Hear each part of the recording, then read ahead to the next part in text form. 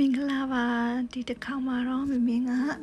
အမေကိုကိုရီးယားကိုအလဲခေါ်ဖြစ်တယ်ပေါ့နော်ဘာလို့ခေါ်လဲဆိုလို့ရှိရင်မမေဘွဲယူပါဖြစ်တဲ့အတွက်မမေကိုကိုရီးယားကိုအလဲခေါ်ခဲ့တဲ့အပိုင်းလေးပဲဖြစ်ပါတယ်ဇန်နဝါရီ25မှာမမေကအိမ်ချုံးလေးစိတ်ကိုဆိုင်ရောက်ပါတယ်။မင်းတို့မောင်နှမတွေမမေကိုတွားကြိုရဲတွားကြည့်ပြီးမမေတို့ချက်ချင်းပဲဒေကူကိုဆင်းလာပါတယ်။နောက်ရက်မှာတော့မမေနဲ့အတူနှင်းတောင်ကိုတွားပြစ်ခဲ့ပါတယ်။နှင်းကိုမြင်ရတဲ့အတွက်မမေကတော့အရန်ကိုပျော်ရွှင်နေရပါတော့။နောက်ရက်မှာတော့ဒေကူမျိုးကဒေကူမြန်မာဖုန်းတော်ကြီးကျောင်းကိုတွားပြီးတော့ကျောင်းနိုင်ဖပုံကိုကတော့ပြုတ်ပြီးတော့မမေတို့ဒေကူမျိုးတွေကိုစတင်ပြီးတော့မမေရဲ့ခရီးစဉ်လေးစားတာပေါ့နော်လေပတ်တဲ့ခရီးစဉ်လေးစတင်တာပဲဖြစ်ပါတယ်ဒီနေ့ရောက်တဲ့ချိန်ဟာဆောင်းနေမှုလို့ရာသီဥတုကအရန်ကိုအေးပါတယ်အဲ့အတွက်အမေအနွေးတဲ့အထူတွေတော့လုံးဝဆုံးလုံးဝရပါတော့ဒီမှာရာသီဥတုပိုအေးရပေါ့နောက်ရမှာပဲနေမေပူဆန်းကိုဆင်းပါတယ်ဆိုကနေနေမေအကိုရောက်လာတဲ့ဒီလိုမိသားစုလေးပူဆန်းကိုဆင်းနေပေါ့နော်ပူဆန်းကိုညပတ်စီရောက်သွားပြီးတော့နေတို့ချက်ချင်းပဲကန်းချီသွားတယ်ကန်းချီမှာမမေကဆာလေးရေးပြီးတော့စတော်လိုက်တယ်ပေါ့နော်ဒီပြီးချင်းပူဆန်းဆိုလို့ရှိမှဖြစ်ပြင်းနေသားလေးနဲ့မမေကိုအိတ်ခံပါတယ်ပြီးတော့ကျွန်တော်မနက်လေးကြတဲ့ကြာကိုကန်းချီပဲတစ်ခေါက်ပြန်သွားပြီးတော့ပူဆန်းငါးပြလိုက်တယ်ပြီးတော့ပူဆန်းဘက်မှာရှိတဲ့ဒီ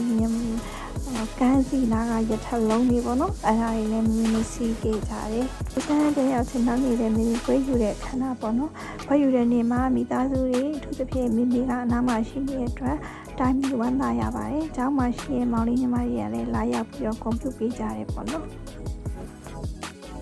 နောက်ရက်ဒီမှာမမေကအလုံးအားရဲ့အလိုမမေကို absent ထေပူတောင်းပါထေပူမျိုးရဲ့မှာရှိတဲ့နေရာတွေနာမည်ကြီးနေရာတွေပေါ့နော်အဲ့နေရာတွေမမေအလုံးအားရဲ့အလိုပဲမမေကိုလိုက်ဖို့ဖြစ်ပါတယ်မမေကကိုရီးယားကိုတလားဗီဇာအနေနဲ့လာရောက်တာဖြစ်ပါတယ်အမကတော့ဘွဲယူမှာမဟုတ်လို့မိဘကိုခေါ်ချင်တဲ့ဆိုတဲ့အကြောင်းအရာနဲ့ပဲဗီဇာလျှောက်တာပေါ့နော်မိမိ professor ရဲ့ဖိတ်ကြားမှုနဲ့မိမိဟာတရက်တာကိုရီးယားမှာရှိတဲ့အမျိုးသမီးပေါ့နော်ကိုရီးယားမျိုးသမီးနဲ့တူကိုရီးယားအစားအစာဆန်ပြုတ်ဖို့ချက်ပြုတ်ဖို့အတွက်ကိုခွင့်ရရခဲ့တယ်ပေါ့နော်ဒါကလည်းမိမိ professor ရဲ့ဖိတ်ကြားမှုနဲ့ပါဒါမိမိချက်ထားတဲ့ဆန်ပြုတ်လေးတွေပါမိလာတဲ့အချိန်ကပွဲအချိန်လေးမလို့မိညီမလေးပြောင်းပွဲယူတဲ့ပွဲလေးမိမိကတက်ခဲ့ရတယ်ပေါ့နော်အဲ့နောက်မှာတော့ပြန်ဖို့စီစဉ်ရပါတယ်မပြန်ခင်ညတော့ဟန်မြမှာကုံဆုံးပြီးတော့နောက်ရက်မှာတော့မိမိကတလားပြင်ကိုမြန်မာပြည်ပြန်သွားရပါတယ်မိကိုကိုရီးယားကိုအလဲခေါ်ဖို့အတွက်ဘယ်လိုပြင်ဆင်ခဲ့ရလဲဆဲထားတဲ့နေ့ကိုဘယ်လိုလုပ်ခဲ့ရလဲပေါ့နော်အဲ့ဒီအကြောင်းအရာလေးတွေမိဒီမှာတလားနေဖို့အတွက်ဘယ်လိုစီမံခဲ့ရလဲဆိုတာလေးတွေကိုနောက်ရမှမိဗီဒီယိုဖိုင်လေးနဲ့အသေးစိတ်ပြသွားပါမယ်အခုတော့ဒီလောက်နဲ့ပဲအားလုံးကိုနှုတ်ဆက်ပါတယ်မိရဲ့ channel လေးကိုလည်း like and subscribe ဖို့မမေ့ပါနဲ့နော်အားလုံးကိုကျေးဇူးတင်ပါတယ်